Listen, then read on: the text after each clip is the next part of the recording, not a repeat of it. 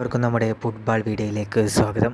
ഇപ്പോൾ ഇതാ സുനിൽ ഛേത്രി പറയുകയാണ്, എൻ്റെ ജീവിതത്തിൽ സംഭവിച്ചതിൽ വെച്ച് ഏറ്റവും വലിയ ഒരു കാര്യത്തെ നേരിടാൻ പോവുകയാണ്.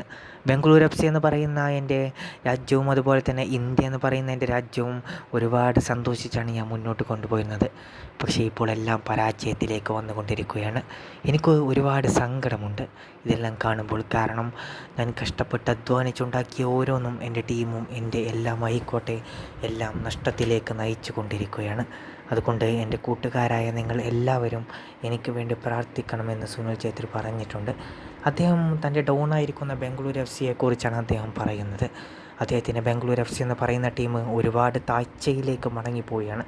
എന്തായാലും അദ്ദേഹത്തിന് വേണ്ടി നിങ്ങളെല്ലാവരും പ്രാർത്ഥിക്കുക. അടുത്ത വീഡിയോ ആയിട്ട് നമുക്ക് വീണ്ടും കാണാം. കേരള ബ്ലാസ്റ്റേഴ്സ് എഫ് സി അടുത്ത മത്സരത്തിൽ കളിക്കാൻ പോകുന്നത് വലിയൊരു മത്സരം തന്നെയായിരിക്കും.